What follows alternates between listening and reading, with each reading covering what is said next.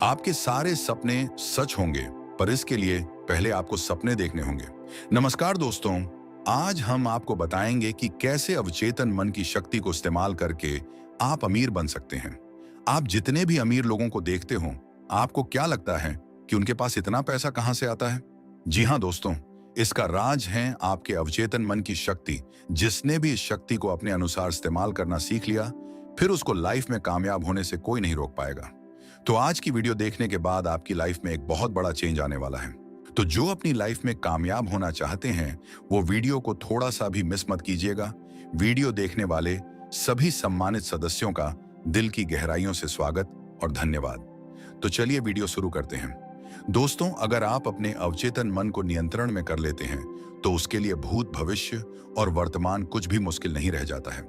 वह भविष्य की घटनाओं को भांप लेता है और कभी कभार हमें चौकन्ना भी कर देता है। इसी ज्ञान के कारण प्राचीन ऋषि मुनि भूत, भविष्य और वर्तमान सब देख लिया करते थे। आपने संजय को महाभारत की भविष्यवाणी करते हुए तो देखा होगा। इसी प्रकार अगर हम अपने मन की ऊर्जा को समझ लें, तो हम अपने जीवन को काफी आसान और एक कामयाब जीवन में बदल सकते हैं। तो आज की वीडियो में हम बात करेंगे कि वह कौन सी ट्रिक है जिससे हम अपने अवचेतन मन को अपनी कामयाबी के लिए इस्तेमाल कर सकते हैं। और इस वीडियो को पूरा देखने के बाद आप खुद यह महसूस करेंगे कि अगर ये बात आपको पहले पता चल जाती, तो शायद आज आपके पास हर वो चीज होती जिसके बारे में हम सोचते या सपने देखते हैं। जी हाँ दोस्तों, ये 100% सही है कि आपका अवचेतन मन इतना शक्तिशाली होता है जिसकी आप कल्पना भी नहीं कर सकते, क्योंकि हमारा ब्रेन भी ब्रह्मांड की तरह अनंत है। जैसे हम ब्रह्मांड का पता नहीं लगा सकते कि उसमें कितने प्लैनेट हैं या इसका अंत कहाँ है। तो अगर हम अपने ब्रेन की शक्ति को समझ लेते हैं, तो मनुष्य जीवन बेहतरीन बनाया जा सकता है। इंटरप्रिटेशन मतलब व्याख्या। किसी भी चीज की व्याख्या में चेतन मन का बहुत महत्वपूर्ण योगदान होता है। इसलिए सबसे पहले हमारे लिए जान लेते हैं कि वास्तव में मन होता क्या है और इसमें कौन कौन सी शक्तियां छुपी हैं। मन यानी कि हमारा माइंड कंप्यूटर की भाषा में कहा जाए तो यह एक सॉफ्टवेयर है, और मगज यानी कि हमारा ब्रेन कंप्यूटर की भाषा में बात करें तो हमारा ब्रेन एक हार्डवेयर है। इसलिए ब्रेन को हम देख सकते हैं, छू सकते हैं, काट सकते हैं, रिपेयर कर सकते हैं और नाप सकते हैं। लेकिन हमारा मन एक ऊर्जा है, सेम बिजली की तरह एक ऊर्जा है जिसे हम देख नहीं सकते बल्कि महसूस कर सकते हैं। हमारे जीवन को बेहतर बनाने के लिए यह अति आवश्यक है कि हम पहले यह समझे कि हमारा मन काम कैसे करता है और कैसे हम मन की शक्ति को समझकर अपने जीवन को बेहतर बना सकते हैं। लेकिन कई बार मन की शक्ति का दुरुपयोग के कारण हमारे जीवन में कठिनाई आनी शुरू हो जाती है। जैसे उदाहरण के तौर पर बिजली का गलत उपयोग किया जाए तो शॉर्ट सर्किट या इसके कारण किसी की जान भी जा जाने जैसी घटनाएं हो सकती हैं। ठीक उसी तरह मन की ऊर्जा का दुरुपयोग होने के कारण जीवन में कई समस्याएं आ सकती हैं। दोस्तों, आपसे अनुरोध है कि मन की शक्ति के बारे में संपूर्ण जानकारी लेने के उपरांत ही इसे अपनी जिंदगी में इस्तेमाल करें। मन का विभाजन हम वास्तविक भौतिक आधार पर नहीं कर सकते, बल्कि यह तो एक मनोवैज्ञानिक की अवधारणा पर आधारित है, या फिर मन की अवस्थाएं हैं। मनोविज्ञान में मनुष्य के मन को अलग अलग भागों में बांटा गया है। इसमें मुख्य रूप से दो भाग हैं, चेतन मन मतलब कॉन्शियस माइंड और अवचेतन मन मतलब सबकॉन्शियस माइंड। मनोज्ञान की इस अवधारणा को समझकर ही हम अपने जीवन में एक बड़ा परिवर्तन ला सकते हैं। चेतन मन यानी कि कॉन्शियस माइंड हमारी चेतना या सक्रिय एक्टिव अवस्था है। इसमें हम सोच, विचार और तर्क के आधार पर निर्णय लेते हैं या कोई कार्य करते हैं। अवचेतन मन यानी कि सबकॉन्शियस माइंड तर्क एवं सोच विचार के निर्णय नहीं लेता, बल्कि यह हमारे पिछले अनुभवों एवं धारणाओं के आधार पर स्वच्छ तरीके से कार्य करता है। चेतन मन हमारी जागृत अवस्था में ही काम करता है, लेकिन अवचेतन मन जब हम सो जाते हैं उसके बाद भी काम करता रहता है। यानी कि अवचेतन मन 240 घंटे काम करता है। हम अपने लाइफ में जो 240 घंटे काम करता है भी करते हैं, वह सब अवचेतन मन की वजह से ही करते हैं। शायद आपको पता नहीं कि आपकी कामयाबी या विफलता के पीछे आपके अवचेतन मन का कार्य होता है।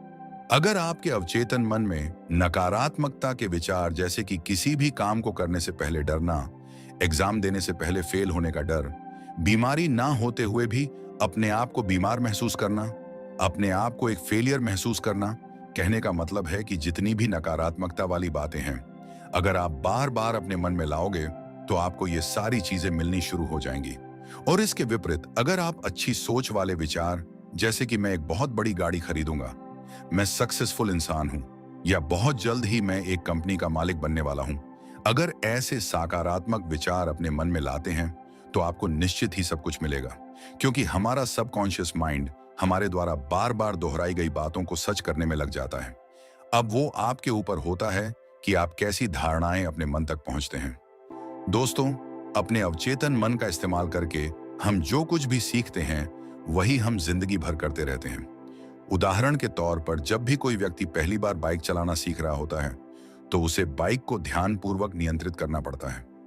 शुरुआत में वह संतुलन नहीं बना पाता और थोड़ा डरा सा भी रहता है, लेकिन जब कुछ दिनों बाद वह बाइक चलाना सीख जाता है तो तब उसे बाइक को नियंत्रित करने के बारे में सोचने की आवश्यकता नहीं होती। तब उसका बाइक अपने आप ही नियंत्रित हो जाता है और कोई कार्य करते हुए भी बाइक चला लेता है। शुरुआत में जब व्यक्ति पहली बार बाइक चलाना सीख रहा होता है तो वह अपने चेतन मन का इस्तेमाल करता है, यानी कि कॉन्शियस माइंड का इस्तेमाल करता है। लेकिन जब बार बार साइकिल चलाने की प्रैक्टिस करता है तब वह अनुभव उसके अवचेतन मन में स्टोर होने लगते हैं और धीरे धीरे अवचेतन मन चेतन मन की जगह ले लेता है। हमारा अवचेतन मन यानी कि सबकॉन्शियस माइंड, यह एक ऑटो पायलट सिस्टम की तरह है जो अपने आप स्वचालित तरीके से कार्य करता है। सभी स्वचालित कार्य जैसे सांस लेना, दिल धड़कना, ये सब कार्य अवचेतन मन के द्वारा ही किए जाते हैं। हमारी आदतें एवं रोज रोज के सभी कार्यों में अवचेतन मन का महत्वपूर्ण योगदान होता है। तो चलिए अब हम चेतन और अवचेतन मन के कार्यों के बारे में जानते हैं। सांसों पर नियंत्रण यानी हमारी आंखें, नाक, कान, जीभ व त्वचा, ये सारी इंद्रियों पर नियंत्रण हमारा चेतन मन ही करता है। मूवमेंट यानी हम चेतन मन को ऑर्डर दे सकते हैं कि मुझे अपने शरीर को इधर उधर हिलाना है। थॉट्स यानी विचार करना, यह चेतन मन का कार्य है। जब हम सुबह उठते हैं तभी से हमारे मन में विचार शुरू हो जाते हैं और जब सो जाते हैं तो विचार बंद हो जाते हैं, क्योंकि चेतन मन रात में काम नहीं करता। लॉजिक यानी तर्क करना, जैसे कोई भी कार्य के बारे में सवाल करना कि यह क्या है, यह कैसे हो सकता है, यह सब तर्क वितर्क चेतन मन ही करता है। एनालिसिस यानी कि भी चीजों का विश्लेषण चेतन मन के द्वारा ही किया करता है। अपॉर्चुनिटी यानी अपने जीवन में उचित अवसर का प्राप्त होना, यह सब चेतन मन के द्वारा ही संभव होता है। जजिंग यानी सही और गलत की परख करना, जैसे क्या सही है और क्या गलत है, यह सब चेतन मन के द्वारा ही होता है। डिसीजन यानी सच और झूठ जानने के बाद सही निर्णय लेना, यह भी चेतन मन के द्वारा ही किया जाता है। किसी भी चीज का चयन करना, जैसे कि क्या करना है, क्या देखना है, क्या खाना है, क्या खरीदना है, यह सब चेतन मन ही तय करता है। डिजायर मतलब किसी भी चीज के काम के प्रति इच्छाएं जागना चेतन मन के द्वारा ही होता है। एक आखिरी और सबसे महत्वपूर्ण कार्य जो अवचेतन मन के द्वार पर पहरेदारी करता है वह चेतन मन ही करता है। कोई भी गलत विचार या बात हमारे अवचेतन मन या कि सबकॉन्शियस माइंड में ना आ जाए, इसलिए चेतन मन उसकी चौकीदारी करता रहता है और अनेकों खराब और नकारात्मक विचारों को अवचेतन मन में ना जाने से रोकता है। दोस्तों, अब हम बात करेंगे अवचेतन मन के कार्यों के बारे में। हलन चलन और संवेदनाएं, ये दोनों कार्य हमारा चेतन और अवचेतन मन करता है।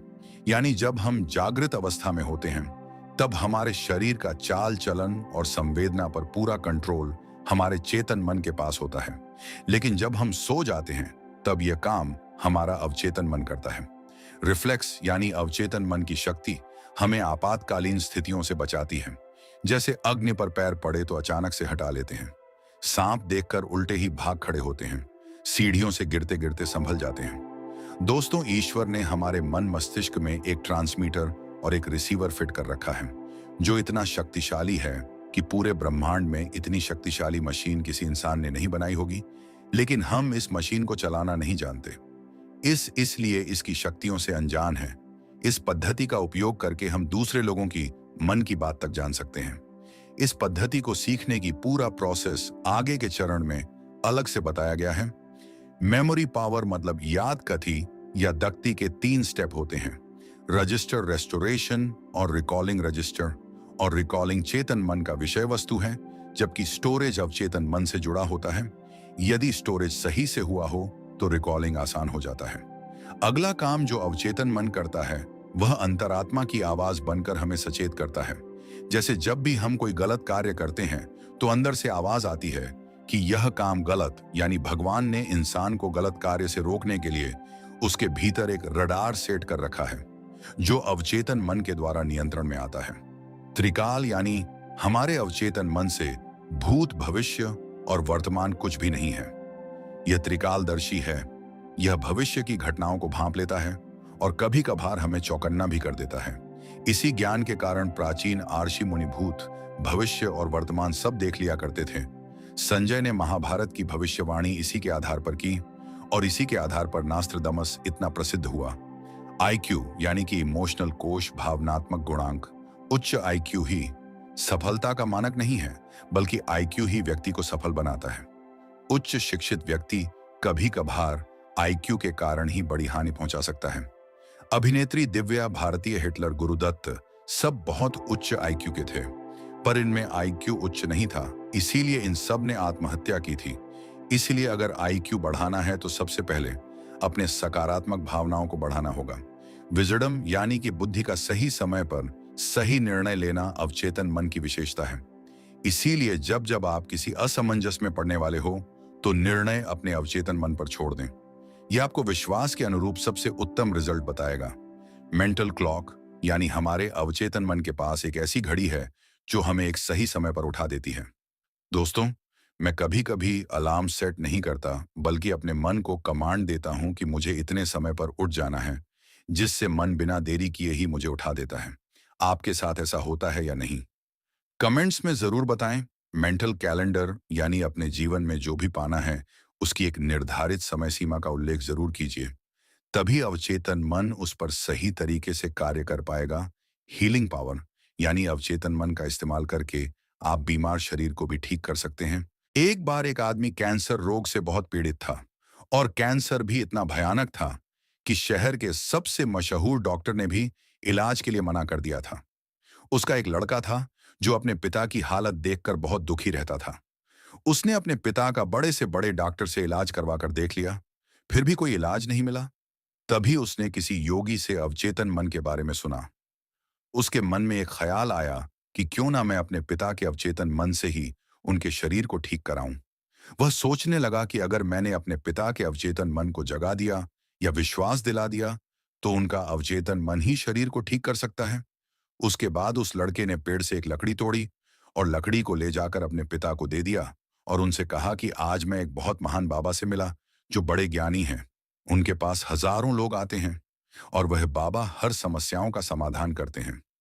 मैंने भी जब आपकी बीमारी के बारे में उन्हें बताया तो उन्होंने मुझे ये एक लकड़ी देकर कहा कि यह अपने पिता के गले में लटका देना, और उन्होंने एक मंत्र भी दिया है और कहा है कि रोज इस मंत्र को दिन में 2 बार पढ़ना है।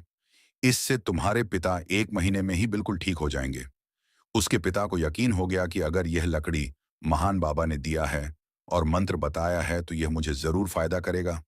इसलिए वह रोज उस लकड़ी को अपने गले में बांधकर सच्चे मन से उस मंत्र का जाप करने लगे। इस तरह पूरा 1 महीना भी नहीं बीता था कि उसके पिता एकदम से स्वस्थ हो गए। जबकि सच यह था कि ना तो वह किसी बाबा से मिला था और ना ही ऐसा कोई मंत्र किसी ने उसे बताया था, लेकिन उसके पिता ने फुल फीलिंग लेस से किया। ये कई बीमारियों को उत्पन्न भी कर सकता है और प्रोसेस को रिवर्स करके ठीक भी कर सकता है। ऐसे और भी बहुत सारे केसेस आपने भी सुने होंगे कि जब डॉक्टर ने रोगी को कह दिया हो कि आप घर जाइए, आपका इलाज नहीं हो सकता, और उसके बाद वह रोगी बिल्कुल ठीक हो गया हो। दोस्तों, ये सारे कार्य हमारे अवचेतन मन के स्तर पर ही होते हैं। हम सभी एक चुंबक की तरह हैं जो अपने जीवन में हर उस चीज को खींच सकते हैं जो हमें पसंद हो, किंतु इस मैग्नेट को हमें हमेशा चार्ज करते रहने की जरूरत है। इसके लिए हमें रामायण की शबरी तकनीक को अपनाना पड़ेगा। जैसे शबरी हमेशा राम राम करती है और राम को वहां जाना ही पड़ा है। आपको जो चाहिए बस उसी के बारे में सोचें। पैसा चाहिए तो पैसे के बारे में सोचें, पावर चाहिए तो पावर के बारे में सोचें। ये सब हर हाल में आपकी दुनिया में प्रकट होंगे। जब हम अवचेतन मन को प्राप्त कर लेते हैं तो उसका असर हमारे आसपास भी दिखाई पड़ता है। जैसे श्री रविशंकर जब बेंगलोर में अंतर्राष्ट्रीय आश्रम में होते हैं, तब उनकी ध्यान साधना के वक्त बादल घर आते हैं। आप कभी भी आश्रम में जाकर यह देख सकते हैं। वहां के सांप, बिच्छू, हिंसक जानवरों तक में से हिंसा खत्म हो गई है और वहां हमेशा ही हरियाली बनी रहती है। ये श्री रविशंकर महाराज के अवचेतन मन की शक्तियों का एक छोटा सा नमूना है। हमारा अवचेतन मन परम शक्तिशाली है क्योंकि यह हमारे शरीर के हर भाग को अपने काबू में रखता है। जब भी आपसे कोई पूछता है कि आप कैसे हो, तो आप कहते हैं कि मैं ठीक हूं। यह कहने का मतलब यह है कि आप अपने अवचेतन मन को कह रहे हैं कि सब ठीक है, कुछ करने की जरूरत नहीं है। अवचेतन मन हमारे ऑटोनॉमिक नर्वस सिस्टम पर पूरा कंट्रोल रखता है, जो हमारे शरीर के पाचन, श्रवण, हार्मोन्स पैदा करने आदि के नियंत्रण के लिए जिम्मेदार होता है। जब भी हम चेतन मन के माध्यम से कोई भी नेगेटिव कमांड अचेतन मन को देते हैं, तो बीमारी पैदा होने के चांसेस बढ़ जाते हैं। इसीलिए अच्छे स्वास्थ्य के लिए आप अपने अवचेतन मन को हमेशा अच्छे सुझाव देते रहें। जैसे मेरे स्वास्थ्य कल जितना अच्छा था, आज उससे भी ज्यादा अच्छा है। हमारे चेतन और अवचेतन मन की विशेषताएं अलग अलग हैं। चेतन मन के पास 10% पावर है और अवचेतन मन के पास 90% पावर है। यानी हमारा मन पानी में रह रहे बर्फ के पहाड़ की तरह है, जिसका मात्र 10% हिस्सा पानी के बाहर रहता है और 90% हिस्सा पानी के अंदर रहता है, जो हमें दिखाई नहीं देता। ठीक उसी तरह हमारा चेतन मन भी दिखाई देता है, परंतु अवचेतन मन पानी में डूबे पहाड़ की तरह दिखाई नहीं देता। लेकिन वास्तव में वह होता जरूर है, इसीलिए चेतन मन जागृत होते हैं, तभी काम करता है, लेकिन अवचेतन मन 24 घंटे काम करता रहता है। कोई भी काम करने का आदेश पहले चेतन मन के पास जाता है और उसके बाद वह अवचेतन मन के पास पहुंचता है। चेतन मन एक फिल्टर के जैसे काम करता है, जो मिले हुए आदेश में से अच्छे बुरे का फर्क करके ही जरूरी सूचना को अवचेतन मन के पास भेजता है। इस तरह कोई भी लक्ष्य तय करने में चेतन मन का इस्तेमाल होता है और अवचेतन मन उस लक्ष्य को पूरा करता है। अब हम बात करते हैं मन की अवस्थाओं के बारे में। ब्रेन में 4 तरह की तरंगे होती हैं: बीटा, अल्फा, थीटा और डेल्टा। बीटा तरंगों से हम खूब सपने देखते हैं और इस अवस्था में हम अपने गहरे अवचेतन मन के नजदीक भी होते हैं। डेल्टा अवस्था तरंगों में हम गहरी निद्रा या गहरी समाधि जैसी अवस्था में पहुंच जाते हैं, जहां हमारे दिमाग की तरंगे पूरी तरह से शांत होकर 3 से 5 के बीच प्रति मिनट चल रही होती हैं। इस अवस्था में हम पूर्ण रूप से बेहोश हो जाते हैं। यह गहरी निद्रा अवस्था 8 घंटे की नींद में मुश्किल से 2 घंटे के आसपास ही मिलती है और इसमें सपने और अवचेतन मन बिल्कुल शांत हो जाते हैं। इसीलिए अवचेतन मन को सुझाव देने के लिए गहरी अल्फा स्थिति ही अपने आप में पर्याप्त है, क्योंकि दिन में जब हम जाग रहे होते हैं तब हमारा चेतन मन कार्यरत होता है और जब हम रात को सो जाते हैं तब हमारा अवचेतन मन कार्यरत होता है। अब ऐसी परिस्थिति में जब हमें कोई भी बात हमारे अवचेतन मन को पहुंचाना हो, तो हमें ऐसी अवस्था में जाना पड़ेगा जिस अवस्था में हमारे दोनों मन कार्यरत हो, जो कि वह है अल्फा अवस्था। इसलिए आप दिन में एक बार अवश्य ही अल्फा अवस्था में बैठकर अपने अवचेतन मन को सुझाव देते रहिए और कंसिस्टेंसी बनाकर रखिए। कुछ ही दिनों में आप देखेंगे कि वह बात या चीज आपकी आदत में शुमार हो गई है और अब आपको उतनी मेहनत नहीं करनी पड़ रही जितनी शुरू में करनी पड़ रही थी, क्योंकि आपने अब अवचेतन मन पर उस काम की छाप छोड़ दिया है और वह काम बहुत जल्द पूरा होने वाला है। दोस्तों, वीडियो अच्छी लग रही है तो लाइक करके चैनल को सब्सक्राइब कर लेना, जिससे हमारे द्वारा आपको अच्छी अच्छी जानकारी मिलती रहे। बढ़ते हैं नेक्स्ट जानकारी की। और आपके सब कॉन्शियस माइंड यानी अवचेतन मन की शक्ति आपके चेतन मन से ज्यादा है। इस बात को मैंने कई बार बताया, पर क्या आप जानते हो आपका सब कॉन्शियस माइंड कब सबसे शक्तिशाली रूप में होता है? इसकी ताकत सबसे ज्यादा कब रहती है? अगर ये आपको पता चल जाए तो आप उसकी मदद से दुनिया में जो चाहे वह पा सकते हैं, और वह भी बहुत जल्दी, कम समय में। ये तब सबसे ज्यादा पावरफुल होता है जब आप सोने जा रहे होते हो। आपका दिन के आखिरी 5 मिनट, उस समय आपके दिमाग में जो विचार भेजोगे, आपकी जिंदगी में वही होने लगेगा। उस समय आपके पास एक बहुत अनोखी शक्ति होती है। इसके बारे में आज तक आपको किसी ने नहीं बताया। आपके अवचेतन मन तो 24 घंटे सक्रिय रहता है, पर यह रात में सबसे ज्यादा पावरफुल होता है। मैंने आपको कई वीडियो में बताया है कि पूरे दिन आपकी सिचुएशन कैसी भी हो, लेकिन आपको नकारात्मक नहीं सोचना चाहिए। पर इस वीडियो का मेरा मकसद आपको यह बताना है कि पूरे दिन भर आप पॉजिटिव सोचो। उससे ज्यादा इफेक्टिव रात के सोने के पहले के 5 मिनट होते हैं। पूरे दिन आप सकारात्मक सोचोगे और रात में ऑटोमेटिक नकारात्मक ख्याल आएंगे, तो फिर पूरे दिन की सकारात्मक सोच का कोई फायदा नहीं होता।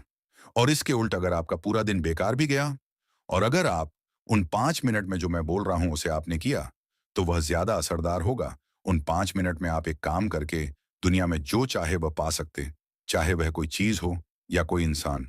हर दिन सोने के पहले के जो 5 मिनट होते हैं, उस समय की सोच सबसे ज्यादा इफेक्टिव यानी असरदार होती है।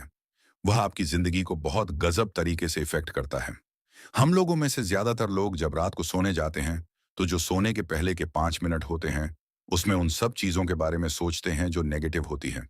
आज के दिन क्या खराब हुआ था, आज यह काम नहीं बना, उसने मुझे आज चोट पहुंचाया। और कई नेगेटिव चीज है जो उन 5 मिनट में हम जितने चिंता वाली चीज है उसे ही सोचते हैं।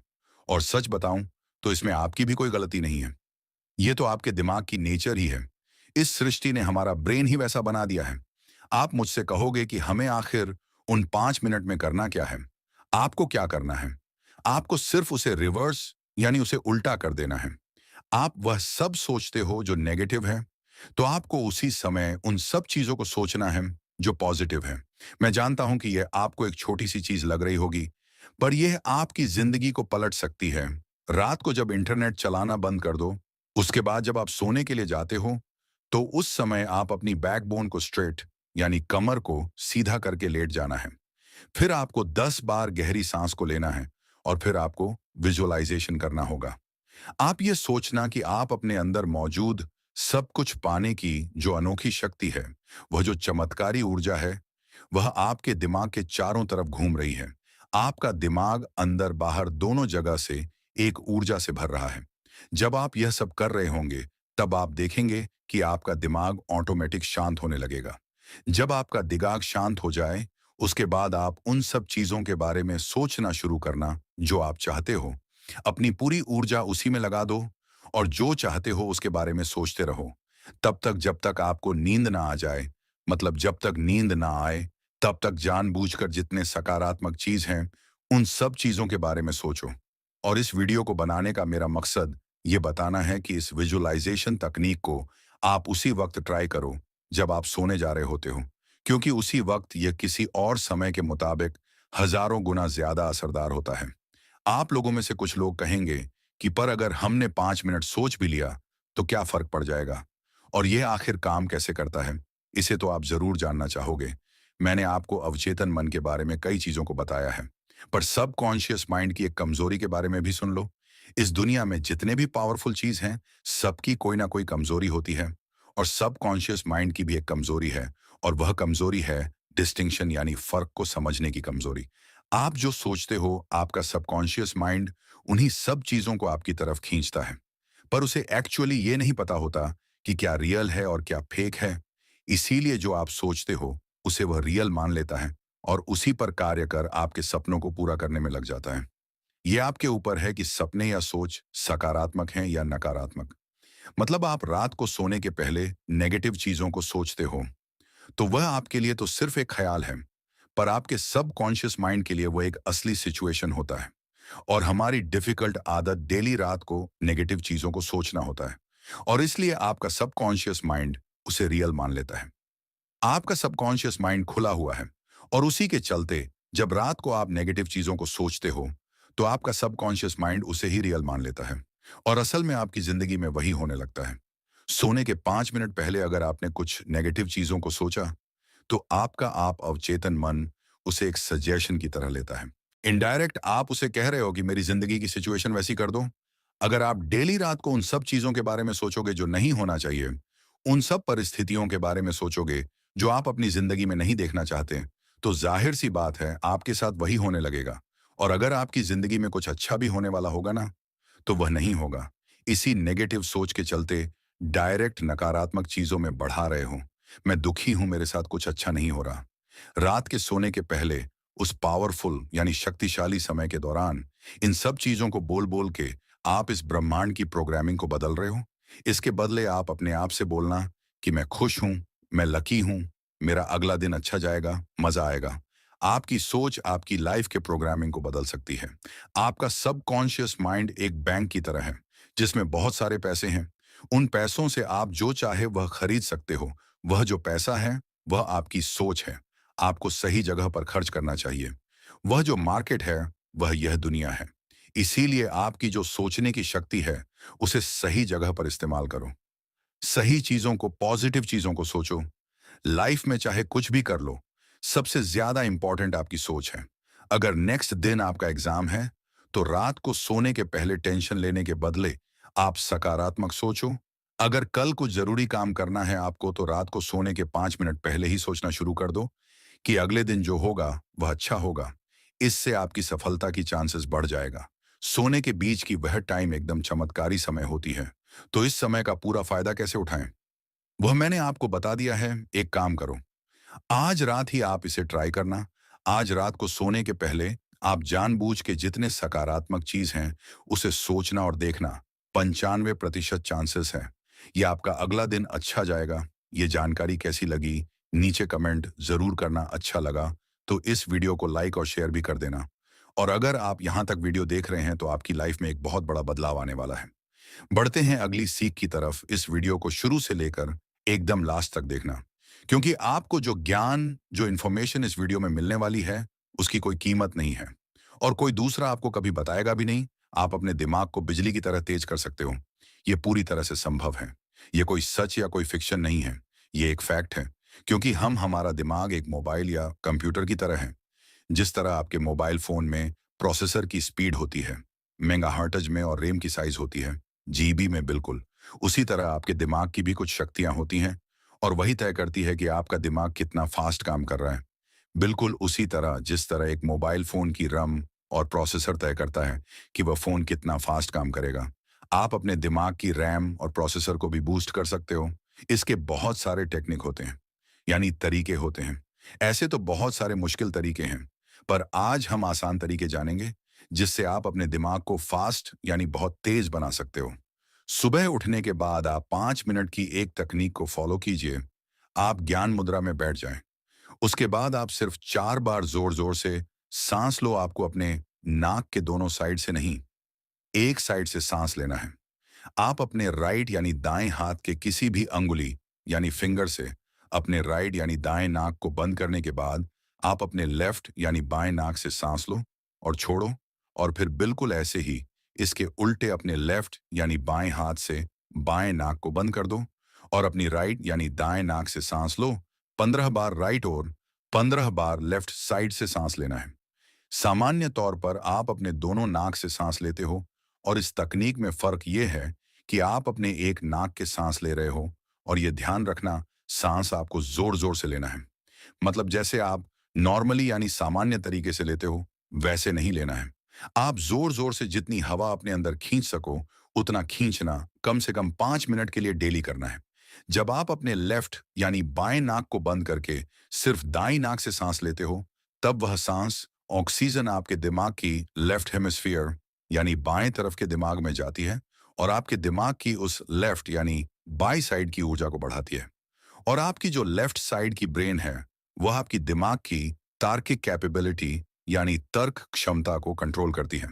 मतलब अगर आपकी मैथ्स और साइंस जैसे सब्जेक्ट्स कमजोर है, तब आपको यह प्रैक्टिस करना चाहिए। इससे आपकी लॉजिकल एबिलिटी बढ़ जाएगी।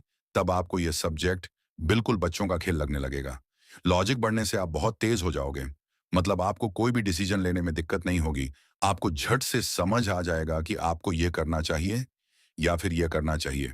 जब आप अपने दाएं नाक को बंद करके बाएं से सांस लेते हो, तब आपकी दिमाग की दाईं साइड की ऊर्जा बढ़ती है और आपकी जो राइट हेमिस्फीयर यानी दिमाग का दायां हिस्सा है, जब इसकी एनर्जी बढ़ेगी, तब आपकी अंदर की क्रिएटिविटी यानी रचनात्मक शक्ति बढ़ेगी। जब रचनात्मक शक्ति बढ़ेगी, तब आपकी जो स्टाइल है, वह पूरी तरह से चेंज हो जाएगी। आपकी आत्मविश्वास और आत्मशक्ति बढ़ जाएगी और आपको किसी से पारस्परिक में बात करने में दिक्कत नहीं होगी, क्योंकि आपके अंदर की रचनात्मक शक्ति आपके अंदर की टैलेंट को जागृत करती है। और तब आप अपने अंदर की टैलेंट यानी प्रतिभा को पहचान लोगे। जो आप ऑक्सीजन लेते हो, जो आप सांस लेते हो, वह आपके दिमाग के अंदर की सेल्स न्यूरॉन्स जिसकी शक्ति तनाव के चलते कम हो जाती है, वह विधि करने से वापस से आपकी शक्ति रिटर्न हो लगती है और उसकी ऊर्जा 1000 गुना बढ़ जाती है। और इस तकनीक की खास बात यह है कि आप जब नाक की एक साइड से सांस लेते हो, तब वह आपके दिमाग की एक ही दिशा एक स्पेशल तरीके से प्रभाव करता है। एक स्पेशल तरीके से आपके दिमाग के अंदर की सेल्स में वह ऑक्सीजन पहुंचती है और उसी के चलते आपके दिमाग में मौजूद न्यूरॉन्स के बीच जो कनेक्शन है वह और भी मजबूत हो जाती है। दिमाग को अगर तेज करना है और अगर आप चाहते हो कि आपकी दिमाग अपनी पूरी ताकत के साथ काम करें, तब आपको एक अच्छी नींद की जरूरत होती है। अच्छी नींद के बिना आपकी जो दिमाग की एफिशिएंसी है वो कम हो जाती है। मतलब आपकी ब्रेन 1 सेकंड में कितनी चीजों को समझ सकता है, वो जो शक्ति है वो बहुत कम हो जाती है। आपके दिमाग में जो न्यूरॉन्स है उसके बीच की जो कनेक्शन है वह कमजोर हो जाती है। आप ये कैसे पता करोगे कि आप जो डेली रात को सोते हो उसी समय की नींद अच्छी थी या खराब? इसका आंसर यानी इसका उत्तर यह है कि जब आप सुबह उठते हो उस समय आप पूरी तरह से एनर्जेटिक महसूस करते हो, तब आप एक अच्छी नींद में सोए थे। और मैं ये फुल कॉन्फिडेंस से कहता हूं कि आप लोगों में से कुछ ही लोग सुबह सुबह ऐसा महसूस करते हो। ज्यादातर लोग तो सुबह उठने के बाद भी थका हुआ महसूस करते हैं। नींद हमारी जिंदगी की सबसे जरूरी चीजों में से एक है और आपका दिमाग पूरे दिन किस ऊर्जा के साथ काम करता है वह आपकी नींद पर बहुत ज्यादा डिपेंड करता है। आप यह तो कहते हो कि आपको मानसिक स्तर पर थकान महसूस हो रही है, पर आपको यह भी जान लेना चाहिए कि अगर आपका दिमाग रात के वक्त ठीक से रिपेयर नहीं होगा, मतलब अच्छी नींद नहीं मिलेगी, तो आपका दिमाग पूरी फुल पावर में कैसे काम कर सकता है? जब आप रात में सो रहे होते हो, तब आपके दिमाग की हीलिंग प्रोसेस चल रही होती है। मतलब दिन भर के काम करने के बाद अब जो थक जाते हो, वह रिचार्ज होती है। बिल्कुल एक बैटरी की तरह जब आप सोने जाते हो, तब आपको सिर्फ 3 से 5 मिनट के अंदर नींद आ जाएगी। अगर आप अपने शरीर पर फोकस करोगे, तब मतलब जब आप सोने जाते हो, तब आपके दिमाग में बहुत सारी थॉट्स यानी विचार चलते रहते हैं। तब आप उन थॉट्स यानी विचारों पर से फोकस हटा के अपने शरीर पर फोकस करो। मतलब ट्रिक बिल्कुल सिंपल है। आप जो सोचते हो वह आपकी ऊर्जा खींच लेती है। तो आपको इस अटेंशन को अपने शरीर पर लगाना होगा। अपने शरीर के अलग अलग हिस्से को महसूस करते रहो। फॉलो करो। अपने हाथों को फॉलो करो, अपने पैरों को। और अगर वापस दिमाग थॉट्स की तरफ भागने लगी, तब उसी टाइम अपने ध्यान को वापस अपने शरीर पर लगा दो। इससे आपकी शरीर पूरी तरह से रिलैक्स हो जाएगा। आपका दिमाग आपके शरीर से कनेक्ट है, यानी जुड़ा हुआ है। इसलिए जब आप शरीर को रिलैक्स करोगे, तब आपका दिमाग भी रिलैक्स हो जाएगा और आप जल्दी सो जाओगे। आपको सोने जाने के 15 से 20 मिनट बाद नींद आती है।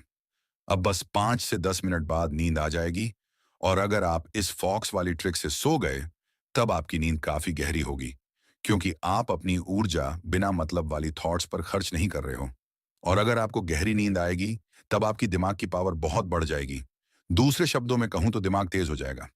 एक वीडियो में मैंने आपको सोने के पहले उन चीजों के बारे में सोचने को कहा था जो आप अपनी जिंदगी में अट्रैक्ट करना चाहते हो, उसे तकनीक को प्रैक्टिस करना। तो जो आप चाहते हो उसे सोने के बाद जब आप फाइनली यह तय कर लोगे कि हाँ, अब मुझे सोना है, अब उसे समय जब बेमतलब की रैंडम थॉट्स आपके दिमाग में आती रहती है, उस समय आप अपने शरीर पर ध्यान लगाने वाली ट्रिक को प्रैक्टिस करनी है। साथ ही गेम्स आपकी मेंटल फंक्शनिंग यानी आपके दिमाग की सोचने की शक्ति को बढ़ाता है। आपकी लर्निंग एबिलिटी यानी किसी चीज को जल्दी से सीखने की क्षमता को डेवलप करता है और आपकी इमोशनल इंटेलिजेंस यानी गेम्स खेलने से आपकी भावनात्मक बुद्धि बढ़ती है। आपने यह नोटिस जरूर किया होगा कि जब आप गेम्स खेलते हो, तब आप एकदम फोकस हो जाते हो। मतलब आपकी दिमाग की कंसंट्रेशन वाली परत उस समय स्टिम्युलेट होती है, यानी उसमें गतिविधि होने लगती है और उसी के चलते आपकी बाकी चीजों में भी कंसंट्रेशन यानी एकाग्रता बढ़ती है। आपने ये तो जरूर सुना होगा कि हमें ज्यादा गेम्स नहीं खेलना चाहिए, या फिर लोगों को ये बोलते हुए सुना होगा कि एंड्रॉइड गेम्स और कंप्यूटर गेम्स आपके लिए खराब होती है। पर मैं आपको बता दूं कि ये एक बहुत बड़ी मिथ है कि गेम्स खराब है, क्योंकि एक्सेसिव गेम्स खराब है, बहुत ज्यादा ओवर गेम्स खेलने खराब है। ऐसे देखा जाए तो दुनिया की सारी चीज खराब है। ज्यादा पढ़ना भी खराब है, ज्यादा खेलना भी खराब है, पर अगर लिमिट में खेलो तो वह आपको इतना फायदा देगी जितना आप सोच भी नहीं सकते। वह आपके दिमाग की पावर को बढ़ाती है। आप गेम्स तो खेलते ही होंगे, इससे आपकी दिमाग तो डेली बेसिस पर बढ़ती ही होगी। पर मैं चाहता हूं कि आपकी दिमाग जिस स्टेज पर है, उसे आप और ऊपर उठाओ और आप सबसे इंटेलिजेंट लोगों में से एक बन जाओ। इसलिए जो सांस वाली तकनीक है और सोने के पहले की गहरी नींद वाली टेक्निक, उसे जरूर प्रैक्टिस करना। इससे आपके दिमाग की शक्ति कई गुना बढ़ जाएगी।